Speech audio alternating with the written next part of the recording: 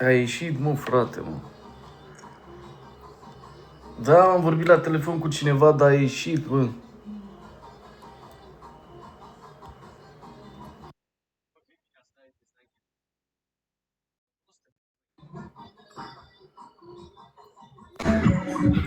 Băi, de ce ai ieșit, bă, chif la ea?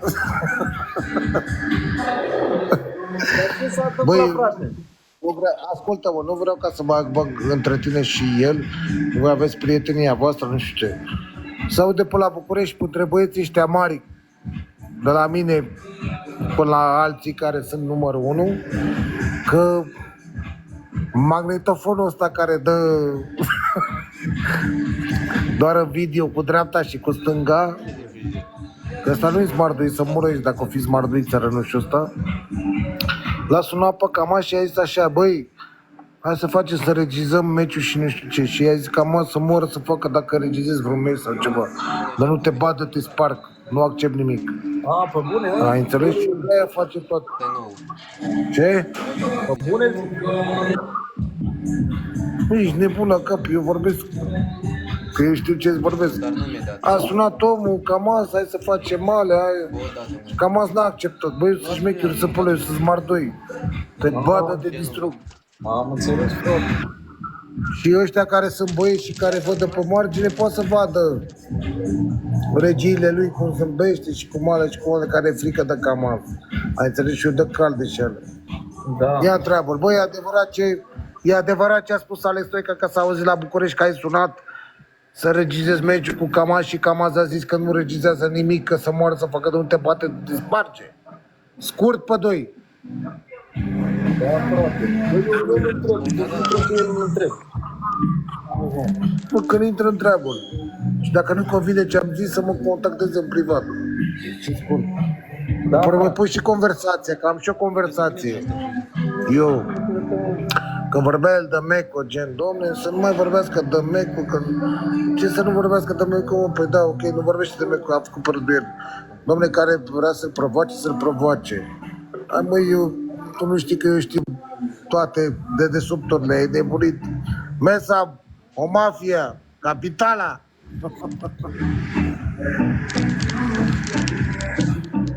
Camas nu i-a acceptat vrăjeala și a zis că îl bate, îl sparge. În fine, bagă-l înapoi, bagă-l ce cu mine să... Omul vrea să se bată pe bune, Camas. Da. Ăsta e un nebun care vrea să facă 3 lei, 7... Ce crezi? Dacă beai eu 7 beri și eu îl bat. După cum dă alea, ești nebun la cap. Și dacă nu-i dau stângă-dreapta și nu prins coș și briceagul și tai.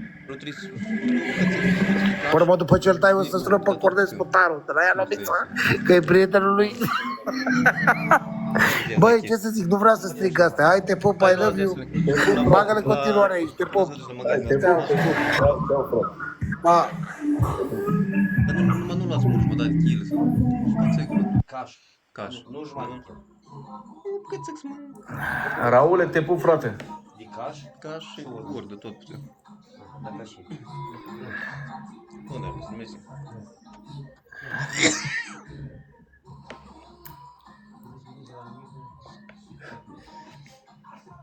E fratele meu, băi, Alex Stoica, Andrei, fratele meu. Nu știu dacă el știe.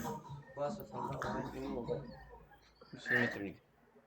Nici de țușă. Ce zici, băi, Raule? Gata?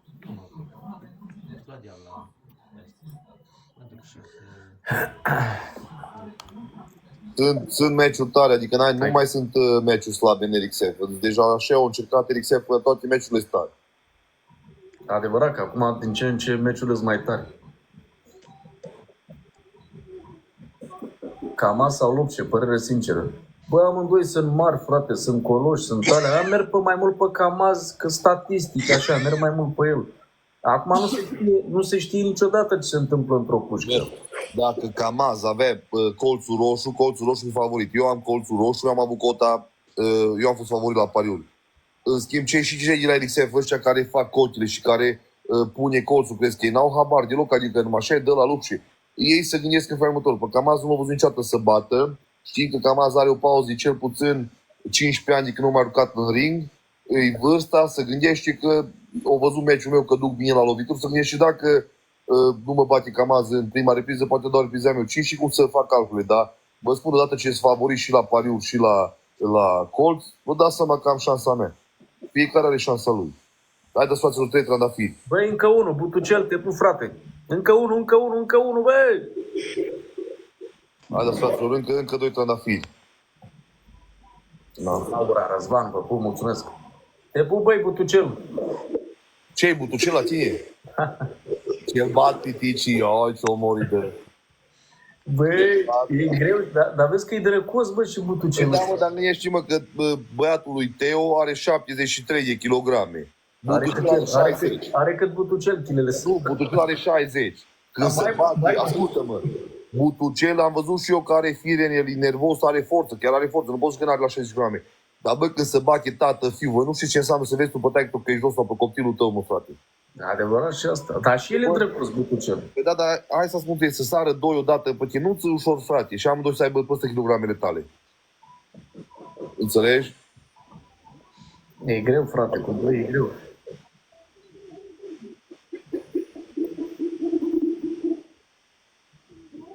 Hai, dar toată pe ecran.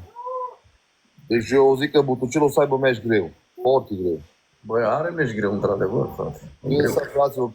Când sare tată, fiu pe tine, doar eu antrenez. Butucel a demonstrat cu Roberto la că mărci din prima pe o căzută la din punct. Dar ăla îți dai să și la n-are treabă cu bătaia. Dar când, îți spun eu, când sară ăștia amândoi pe tine, e greu cu doi, crede-mă. Și dacă te bați cu unul și sare femeia să între voi să bagă, e greu. Da, Butucel, da, vedem pe data de 24, asta zic, că voi avea meci greu. Mai ales că Butucel o zis că nu se antrenează. Nu te antrenezi, frate, dar de ce? Păi eu zic că pentru ce se antrenează? Pentru ăștia doi? Dar pentru câți vrei? Pentru 3? N-ai zis că îi bate ca pe femeile lui, la o palmă la unul, palmă la altul. Îți dai seama. Bă, dacă nu, Butucel e personaj. Mie mi-e drag tare Butucel. Deci așa ca om, e belea. Salut, Tito. Ia scrie lumea ce le dă Butucel. Să mă bată, mama. Dar el nu înțelege că și dacă e slab Butucel, dacă nu face un pic de sparring ceva, o să fie greu în ring. Adrian, frate. El nici nu face deloc, mă, frate, nici deloc nu face, hă? Păi nu face deloc, o să zic, deloc, nu mai la antrenament deloc. Aoleu, păi și cum, dracu? Că dacă pe ăștia nu-i bate într-o minut, două, obosești.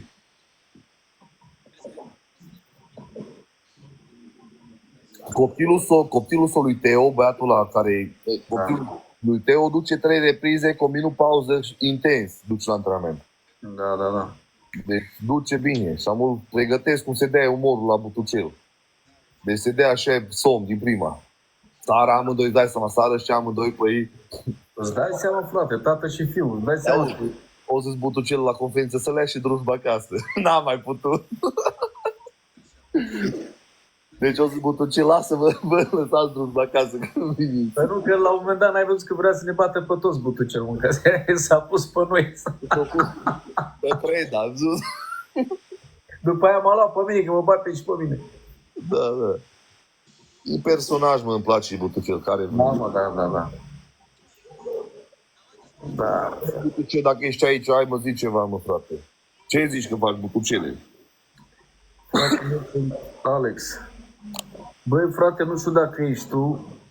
Da, dacă ești tu. Băi, Butucele, pregătește să mă bată, mama, pune și 2-3 videoclipuri de la sală, mă, cum te antrenezi, nu sta numai acasă, mă, frate. Ia, Butucel, ce caca...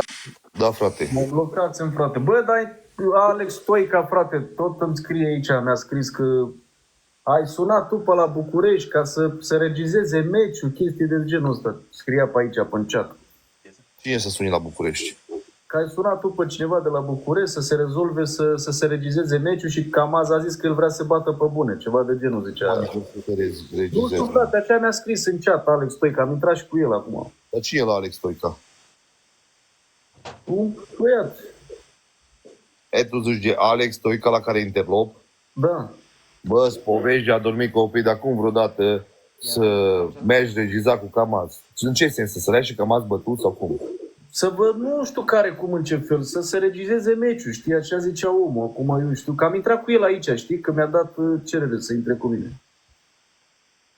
Bă, frate, mi-e râsul curci. Să ajungi la nivelul Eu vreodată sau eu pe Camaz Nu, frate, eu zic ce a zis omul aici, că a intrat aici. Am înțeles. Zic să oprească meciul. Uite, vrea să intre și el. Să intre gazda, auzi. Să opresc eu meciul? Da, ca să oprești meciul, ca să intre gazdă cu noi. Bă, opresc meciul, cum să nu, frate? Hai să opresc meciul, hai, să intre cu noi. Eu nu-l cunosc, frate, pe internet. Dă, frate, Alex, dă aici, intră în...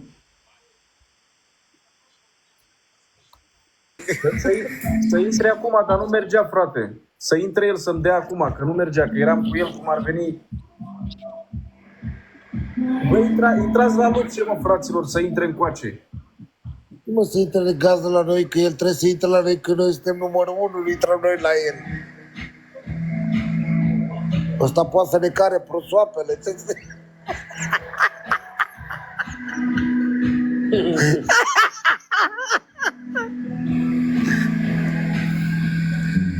Nu știu, frate, eu nu mă bag mâncați așa. Să-l bage și că pe Camaz aici, să confirme Camaz, că eu nu mint. Băi, dar de ce nu merge, mă, frate? Trebuie să-mi dea eu. Trebuie să-mi dea el aici, să intre dacă vrea. Zi-mă să dea aici, că nu mai vrea când știe că sunt eu. Te pup, Neastănică, te pup, șefule. Sunt aici în gazdă, că am zis așa, că am auzit. Tu știi că nu, Tănică, regele, tu ești regele meciurilor. Tu știi că nu ai auzit pe strada pe la București, toate sau la București. Ce am auzit? Să moară eu, să mor, dar n-am auzit așa. Că a sunat ăsta de Huș pe Luci, Găinuș, nu știu cum îi zice lui. L-a sunat pe Camaz. Domne, ca să regizăm aia nu știu ce și ăsta i-a zis. Vă salut, vă salut. Te salut. Te pup, cum mă să mor aici de nou.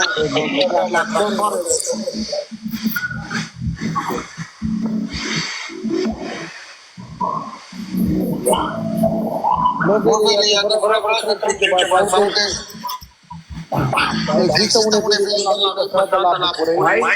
Alexei, deci nu online sau oficial.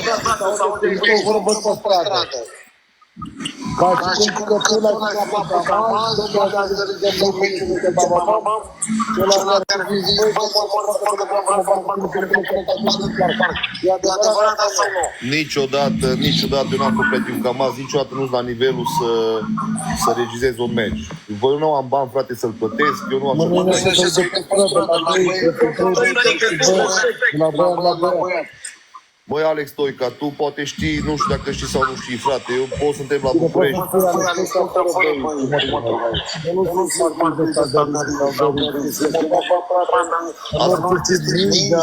Ascultă-mă să spun ceva. Deci la București nu avea cum să audă niciodată vorbe de la mine sau ceva, pentru că eu nu sunt așa cunoscut la București cum sunt alții. Înțelegi? Da. Este adevărat că ești fizic în spitalul. Domnul, să nu se mai vorbească de acolo, nimic, Martin, și alea dacă e Nu, dar nu te auzim deloc, Alex. Intră iară!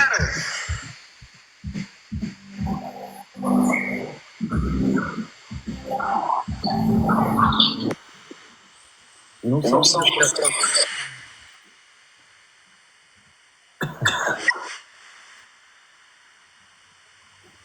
Desene animate, fratele meu.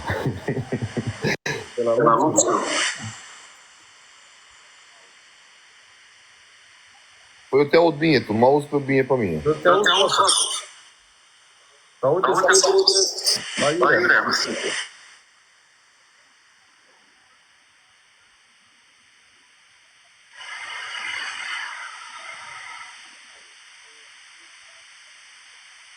Stai că ies și odată și intru înapoi.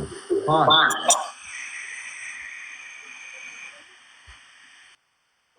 Eu mă aud bine, mă, frate, nu? Eu mă aud bine. Tu te auzi de 2 ori. Păi da, mă, dar nu de la mine, mă, frate.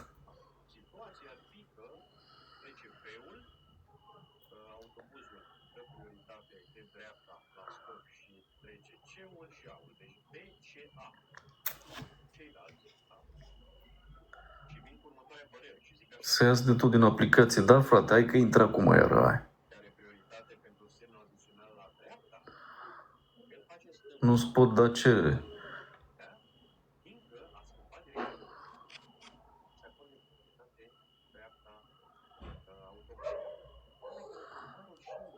Păi ți-am acceptat acum, frate, dar...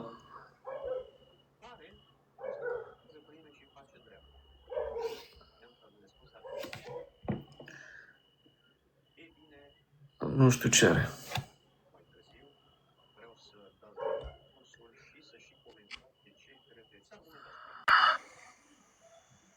Nu,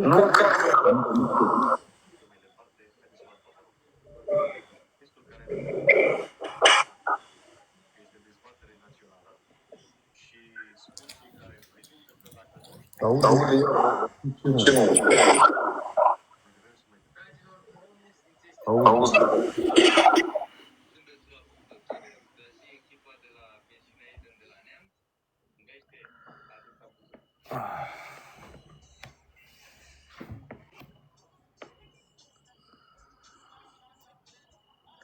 De la Lupșe, frate, da.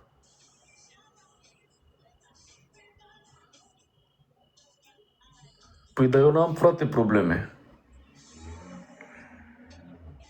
Când ești singur se aude bine. Păi asta zic, nu-i de la mine.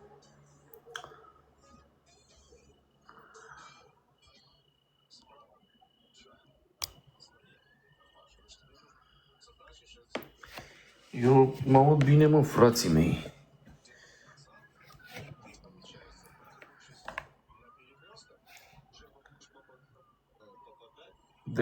Dar când ești cu Lupșe te auzi de 2 ori. Da, mai ce Lupșe la... Da, frate. Ia să vedem acum.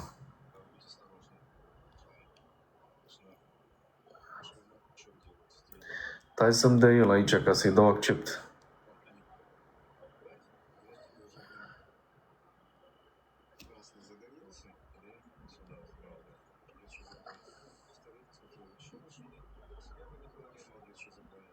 Păi nu în live, mă, frate. Intră în gazdă aici, poate să intre în gazdă.